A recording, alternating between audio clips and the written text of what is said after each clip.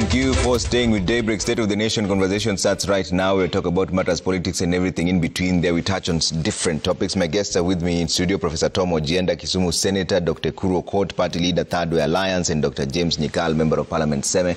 Gentlemen, before we get into the police reforms and the question on the front page of the Standard, whether will this man, Douglas Kanja, end police impunity, let's talk about the issue of education. And Nyikal, what is the solution now going forward? We've agreed that there seems to be a crisis in the education sector.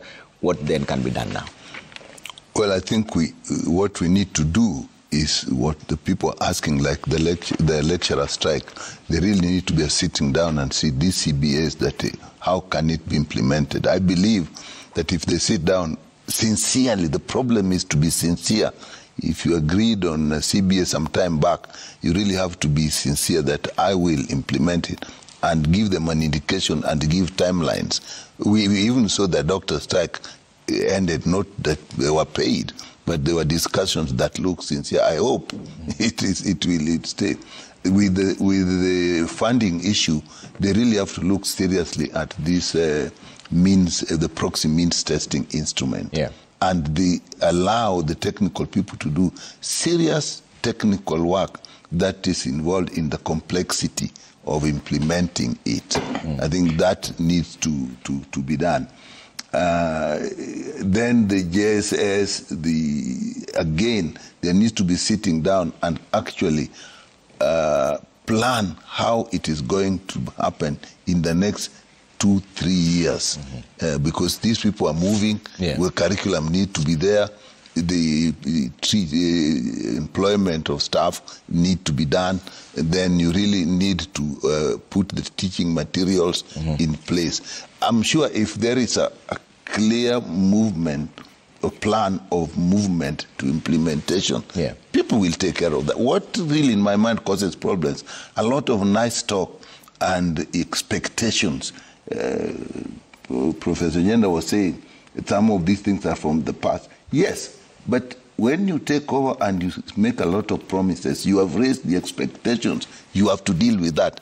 Generally, I also think we must start keeping down, managing expectations. Let's not keep promising things while we know the situation is hard financially. All right. Kuru, the issue of sitting down here is that the catch-22 is that there are people already in the system.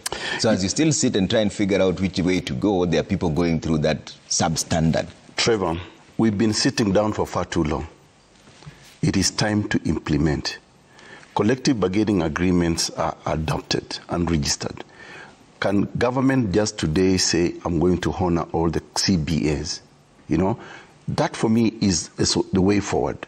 Just honor the CBAs. It's not much, these people are asking, compared to the largesse we see in government, in Ojienda's KK administration.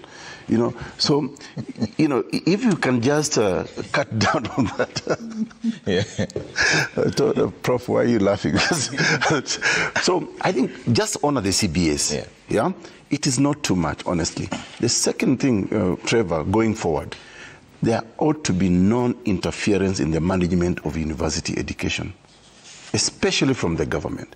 And I can tell you from my own experience, having been a member of the Council of University of Nairobi and chair of JKUAT, when we were recruiting vice chancellors and deputy vice chancellors, there was direct interference from government. At that time, I had a fight with Professor Kaimenyi because he was insisting that we must appoint certain individuals. And they were insisting that give us 3 names. It's not there in the Education Act 2011. The best person is a person to be appointed. But there is always government interference in the running of our universities.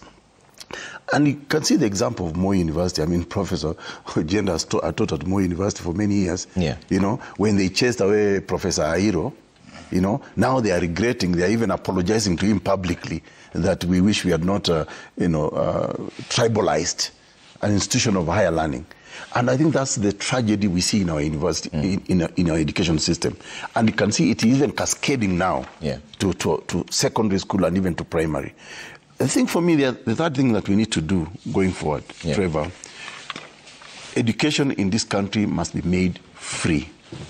We can afford to fund education for free up to university level. Okay. If we can only stop the thieves of public money, especially those who are in government and those who are supporting government. All right.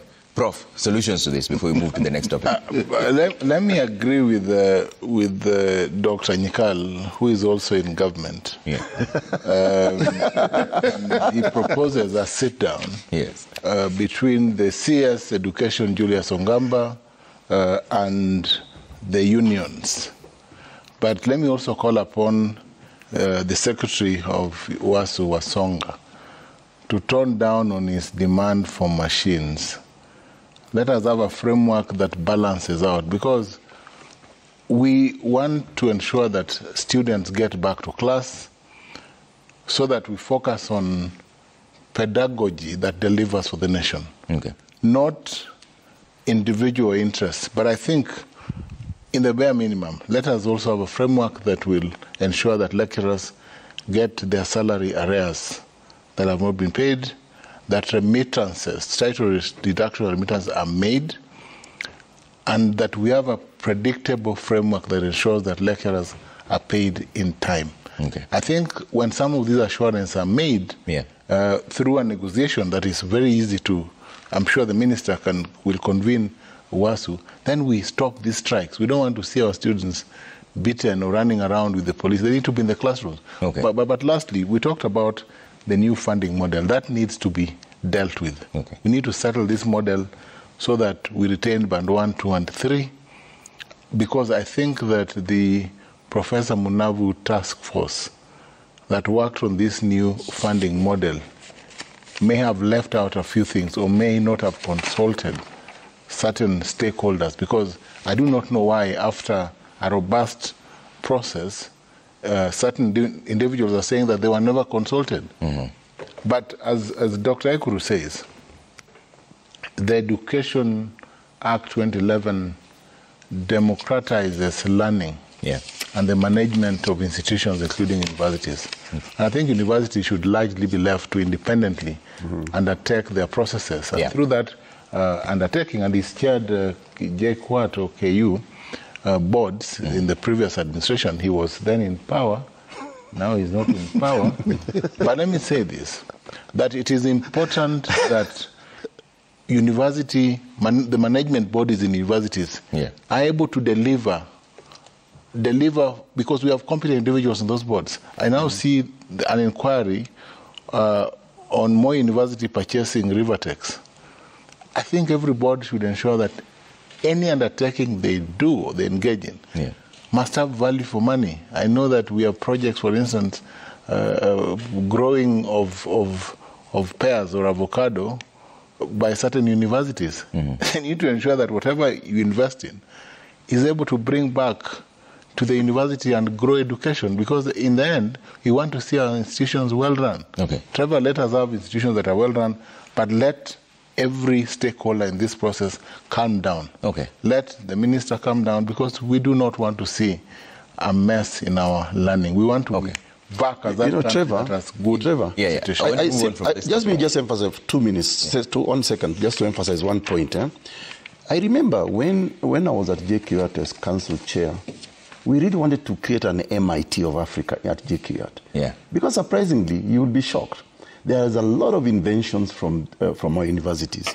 And we even went to China to sign an agreement with the Chinese Academy of Sciences, where we actually wanted to do, for example, if you remember, I don't know, many of you may not recall, the laptop project was actually from the JKUAT. Jubilee only just stole the idea and killed it, because they did not allow us to actually even do a plant. We wanted to do a 24-hour plant at JKUAT, so that, we can even create opportunities. We had signed an agreement with the Chinese Academy of Sciences, the biggest or one of the biggest institutions in Southeast Asia. But government interferences, really. Even this thing of strikes by WASU, lecturers.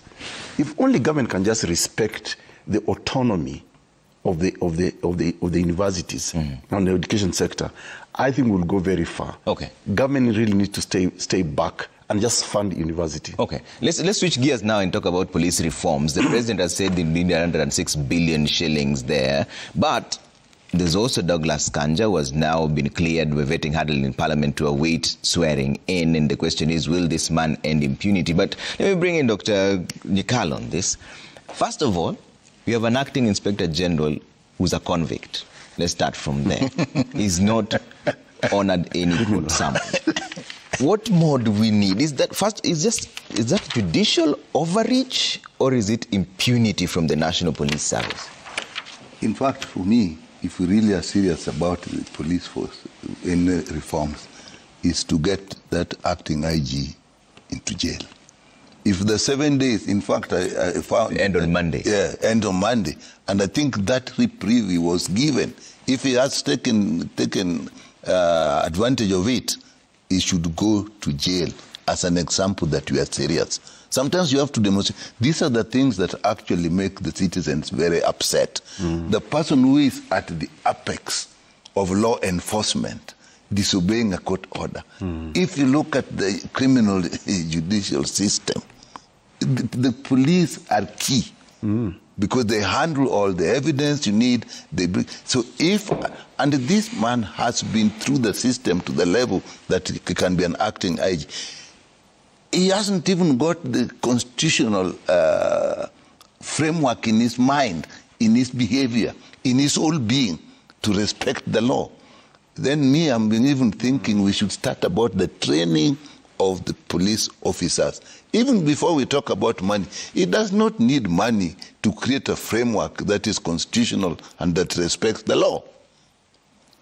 The money won't bring that. So the new Inspector General has a lot in his hands. We were at the vetting yesterday. The committee had a lot of good things about him. Yeah. I've met him. He seems to be a good man. But there was also one issue the lawyers here can say about his age. But we found that the National Police Service Act, actually, I think Section 76, actually just when it's talking about the age, says officers above the rank of the Deputy Inspector General will retire at 60 and the commission can give allowance. It then left a gap.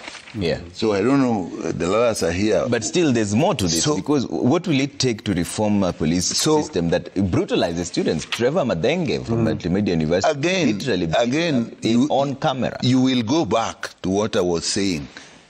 First of all, let's say their training, their mindset in their everyday operations, the examples by the senior officers.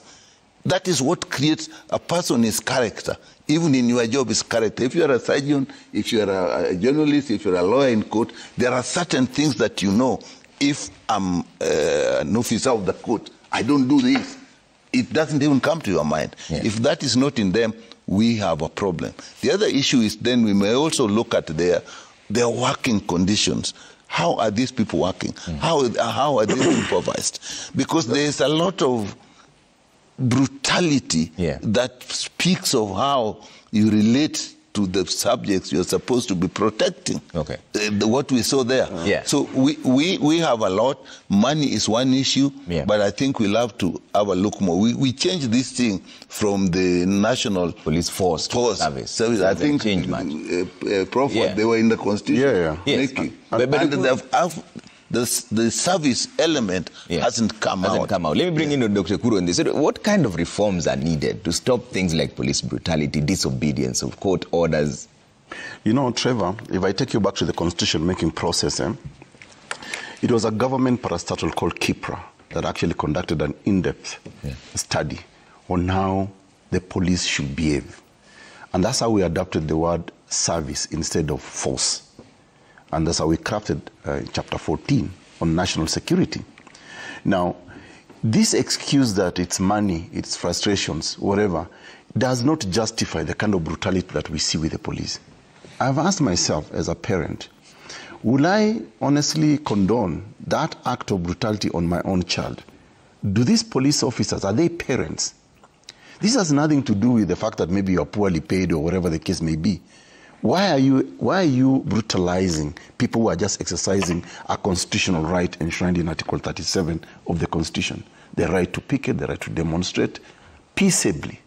I mean, I participated in one of the Gen Z demonstrations, and they were only armed with three things: a smartphone, a bottle of water, and the Kenyan flag. And they were chanting the word, "We are peaceful, we are peaceful." But until the police, who will actually, tear gas them. So I think for me, I don't know whether the police are a frustrated force, but then again, I'm not surprised that the police are disobeying court orders. Like Dr. Nyikala has ably said it. For me, it's a travesty. It's a tragedy that we as lawyers and judiciary, we rely on the police to enforce court orders and to enforce the law. Now, when the police actually disobey those very, very court orders or disobey a judge summons, we are staring into anarchy, Trevor. Because why would I now obey the law if the enforcers of the law do not obey the law? Yeah. We are looking at a state of anarchy. Masengeli was summoned 8 times. 8 times. Then one of his flimsy excuses that he had gone to Ajia to assess security situation. We have enough senior police officers posted in those areas. Yeah. All he needs to do is sit in his office and receive reports. Yeah. He doesn't have to go in. 8 times. What excuse do you possibly have? But right after that, the judge's security was withdrawn. In Exactly. fact, Exactly. Now the judge's security is withdrawn. They said it was not withdrawn. I'm not afraid. The new one. I'm not afraid to say here, Trevor. I'm not afraid to say here. I think they wanted to kill Justice Mugambi, because we also now know that's a strong allegation. Well, listen. You're a lawyer. Okay, so let me. We can speculate. There's circumstantial evidence to that that effect. When they were looking, Ugenda, they did say though that they replaced the security immediately. There are reports. There are reports that they were actually calling the drivers and security of the judge to find out his whereabouts. That's true. For what purpose? For what purpose were they looking for the judge? If it was not to eliminate him.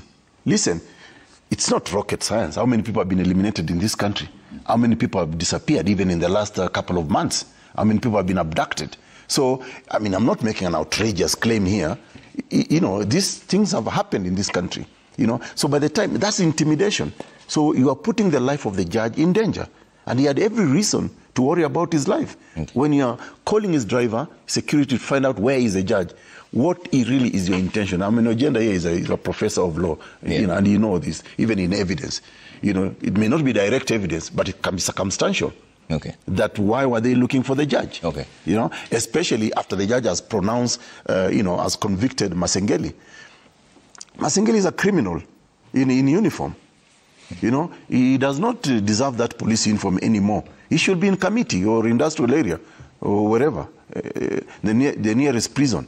In fact, Trevor, I think now for this country to move forward, I think we need a special jail, probably with a transparent glass, so that some of these individuals in government can be jailed there, and then we can go visit them in a zoo. Okay. As an example. Let's see what Prof. Jen has to say about this. Prof, what kind of reforms? Let's see the defense from government.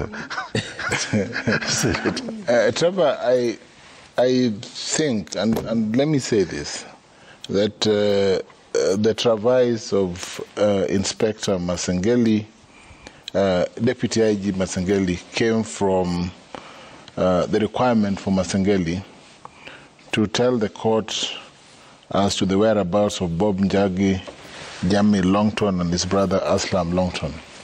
And 7 times, and Dr. Ekuru says 8 times, he was summoned to appear in court, and he did not, which in my view was a big failure.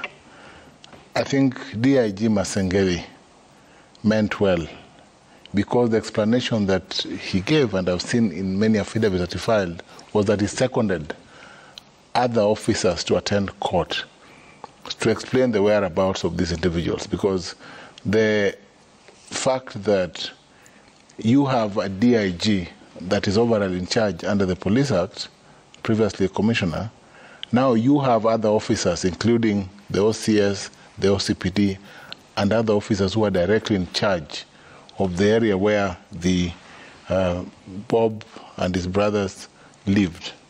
So I think he, in his understanding, he thought that attending, which was a misdirection, attending to other functions was more important than attending court. I think the judge gave him opportunities severally to to attend. So I hope that Masengeli, having a last chance to appear in court, and he's supposed to appear in court on Monday, I think should appear and explain to the court why he was not able to attend court. Masengeli is a good man, I know him, and is a law-abiding DIG. I don't think so. When you disobey court orders, how can you be law-abiding? Get another description. There's empirical evidence. Prof, be honest. Disobeyed court orders. On the one hand, Prof, be honest. On the one hand, you are speaking to the nation. 7 times to appear, he did not appear. This is unacceptable, Trevor. Yes. But I'm saying, as a person, You can't be a law-abiding citizen when you disobey court orders. he has risen to the rank where he is. Prof, you know you are speaking to the nation. Yes, I know. Yeah. He's risen to the rank where he is. And let me tell you, last night, I had a honest conversation with Douglas Kanja, just congratulating him because I'm in the security committee. I spoke to him last night to congratulate him upon clearance by Parliament. I think he's a great individual.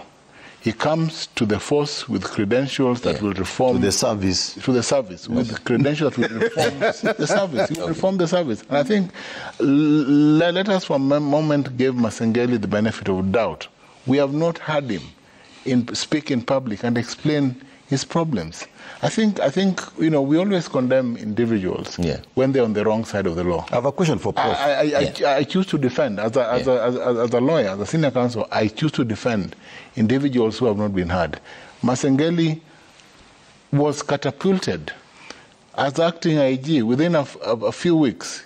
We must understand the difficulty and the pressures that come with this office. So let us give Masengeli... Prof, I have a question for you. Please answer this question. If it was an ordinary Kenyan who was summoned by the judge... 7 times. 7 times. No. If it was an ordinary Kenyan, summoned 7 times... Yeah. It is the same Masengeli who would have actually gone and arrested that individual. Yes, he would have been coming to see with Exactly. Definitely. He'll be in jail today. What is so special about Masengeli... because he's not above the law, and I think for me... No, he's not above the law, of course. He's within... But it's clearly he's above the law because he has refused to obey court orders. But let us also say this, on judicial independence. I think it was wrong for Masengeli to recall the security of Justice Mugambi. I've served, and you know that. I was in the Judicial Service Commission. I sat in the body that employs judges. Yeah. So I know that judicial and decisional independence are important aspects of independence of the judiciary. In all fairness, they say they were reshuffled, they were not recalled. Yes, that's their side of the But is it a coincidence, Trevor? Any perception of threat or that reduces the possibility that a judge feels insecure is unacceptable. So that was a violation of the independence of the judiciary and an institution, and also the independence of Judge Mugambi. That cannot be acceptable. Okay. But let me say, let us... But don't say that he's a law-abiding citizen, because he's not. But what I don't like, and Trevor, I must say, is that I think Dr. Ekuru is reading too much into the withdrawal. He's reading death threats. There was no death threat. Let us also give the benefit of doubt to these officers. These officers work under very difficult circumstances. Okay. And that is why we must improve their welfare. All right. We must ensure that the police, the National Police Service, the Commission, and the IG must work together to ensure that the police work under circumstances that are humane. Okay. And that ensure that they have sufficient funds, and the president has committed the money is required for reforming the police force. Yeah, 106 billion. Yes, and DIG, DG, the new DG, Douglas Kanja, who will come in, the new IG. Yeah. I am sure will breathe a fresh ray of hope to the force. Okay. But the 2 incidences, the handling of the student during the strike, yes, the demonstration, Trevor Madenge, and the conduct of Masengeli, in my mind, gives us a deep insight into the mindset of people who are in the police force.